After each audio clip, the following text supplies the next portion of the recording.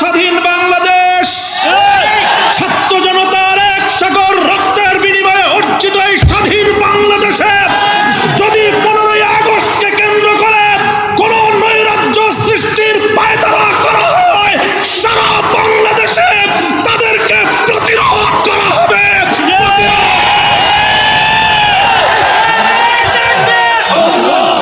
বিগত 45 বছর ধরে শেখ হাসিনা প্রতিশোধের রাজনীতি করেছেন, প্রতিশোধ নিয়েছেন আমার বাংলার তাওহীদ জনতার বিরুদ্ধে, প্রতিশোধ নিয়েছেন বাংলার স্বাধীনতাকামী মুক্তিকামী জনতার বিরুদ্ধে, প্রতিশোধ নিয়েছেন বাংলাদেশের ছাত্র জনতার বিরুদ্ধে, প্রতিশোধ নিয়েছেন এদেশের হেফাজতে ইসলামের লক্ষ লক্ষ নিরপরাধ মানুষের বিরুদ্ধে। এই শেখ হাসিনা এখন গিয়ে খুনের নেশায় মাতাল হয়ে নরেন্দ্র মোদীর সাথে আখড়া করেছে।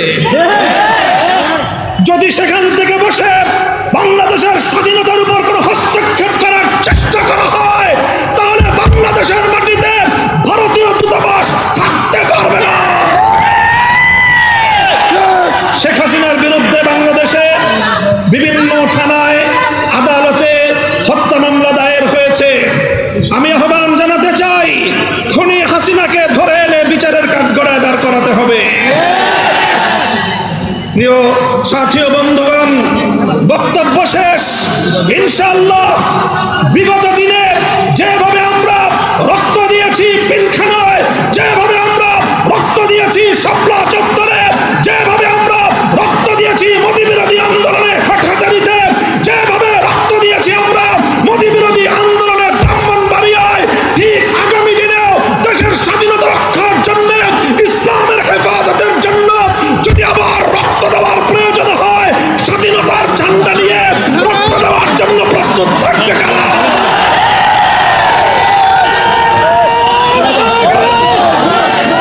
আমি সর্বপ্রথম অন্তর্বর্তীকালীন সরকারকে একটি ঐতিহাসিক সিদ্ধান্ত গ্রহণ করবার জন্য ধন্যবাদ জানাই। তারা বলেছেন নাকের ডগায় শত শত শহীদের লাশের গন্ধে পার হয়ে 50 বছরের সেই পুরনো কোন নিহত ব্যক্তির জন্য জাতীয় শোক দিবস পালন করার কোনো অর্থ হয় না। এজন্য 15ই আগস্ট শোক দিবস বাতিল ঘোষণা করে একটি ঐতিহাসিক সিদ্ধান্ত গ্রহণ করেছে। এজন্য আমি অন্তর্বর্তীকালীন সরকারকে ধন্যবাদ জানাই। আরেকটি বিষয় আমি দেশবাসীকে সতর্ক করতে চাই, হেফাজতে ইসলামের নেতা কর্মীদেরকে সতর্ক করতে চাই। ইতিমধ্যে আপনারা বিভিন্ন যোগাযোগ মাধ্যম, সামাজিক যোগাযোগ মাধ্যমে দেখেছেন পরাজিত শক্তির ফ্যাসিবাদী নেত্রী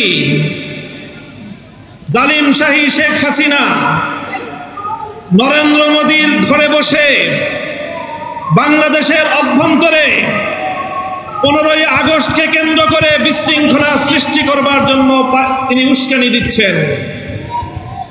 বলতে চাই, আওয়ামী লীগের, যুবলীগের, ছাত্রলীগের যারা বিগত 15 বছর পর্যন্ত হাতুড়ি লীগের ভূমিকা পালন করেছেন, মনে রাখবেন এখন বাংলাদেশ আর সেই 16 বছরের ফ্যাসিবাদী পরাধীন বাংলাদেশ নয়।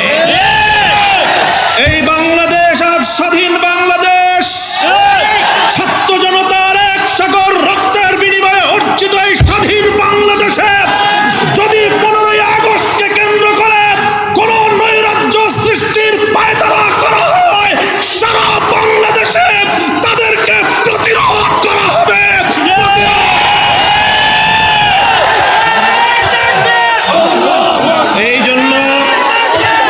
এই জন্য আমরা বৈষম্য বিরোধী ছাত্র আন্দোলনের নেতৃবৃন্দ, অন্তর্বর্তীকালীন সরকারের দায়িত্বশীলদের পাশাপাশি হেফাজতে ইসলামের নেতা কর্মীদেরকে আমি আহ্বান জানাতে চাই, আগামীকাল 15ই আগস্ট, 16ই আগস্ট এবং গোটা আগস্ট মাস জুড়ে আমাদেরকে সতর্ক থাকতে হবে। কারণ মনে রাখবেন, আওয়ামী লীগের রাজনীতি হলো প্রতিহিংসার রাজনীতি। 1975 সালে 3.5 বছরের অপশাসনের যুগে শেখ মুজিবুর রহমান সাহেব নির্বিচারে দেশের 30,000 যুবককে হত্যা করেছিল। এদেশের বাকশাল কায়েম করার মধ্য দিয়ে মানুষের সকল অধিকারগুলো তিনি হরণ করেছিলেন। অধিকার হারা মানুষ তখন তারা ক্ষুব্ধ হয়ে ধানমন্ডির 32 নম্বর বাড়িতে অভ্যুত্থান পরিচালনা করেছিল। তখন এই শেখ হাসিনা ঘোষণা দিয়েছিল যে জাতি তার বাবাকে হত্যা করেছে তিনি সেই জাতির কাছ থেকে প্রতিশোধ গ্রহণ করবেন। বিগত 45 বছর ধরে শেখ হাসিনা প্রতিশোধের রাজনীতি করেছেন, প্রতিশোধ নিয়েছেন আমার বাংলার তাওহীদ জনতার বিরুদ্ধে, প্রতিশোধ নিয়েছেন বাংলার স্বাধীনতাকামী মুক্তিকামী জনতার বিরুদ্ধে, প্রতিশোধ নিয়েছেন বাংলাদেশের ছাত্র জনতার বিরুদ্ধে, প্রতিশোধ নিয়েছেন এদেশের হেফাজতে ইসলামের লক্ষ লক্ষ নিরপরাধ মানুষের বিরুদ্ধে। তিনি একজন খুনির নেশায় মাতাল, খুনের নেশায় মাতাল। আপনারা লক্ষ্য করে থাকবেন যারা মাতাল হয়, মদখোর হয়, তারা সারাদিন যে যেখানে থাকে দিন শেষে রাতের বেলায় সব মাতালগুলো একসাথে হয়ে মদ্যপান করে মাতলামি করে। বর্তমান পৃথিবীতে বড় বড় খুনের নেশায় মাতাল আছে। 1 নম্বর বিনিয়ামিন নেতানিয়াহু, 2 নম্বর ভারতের গুজরাটের কসাই নরেন্দ্র মোদী, 3 নম্বর বাংলাদেশের বিদায়ী ফ্যাসিবাদী শেখ হাসিনা। এই শেখ হাসিনা এখন গিয়ে খুনের নেশায় মাতাল হয়ে নরেন্দ্র মোদীর সাথে আখড়া করেছে। যদি সেখান থেকে বসে বাংলাদেশের স্বাধীনতার উপর কোনো হস্তক্ষেপ করার চেষ্টা করা হয় তাহলে বাংলাদেশের মাটিতে ভারতীয় দূতাবাস থাকতে পারবে না। শেখ হাসিনার বিরুদ্ধে বাংলাদেশে বিভিন্ন থানায় আদালতে হত্যা মামলা দায়ের হয়েছে।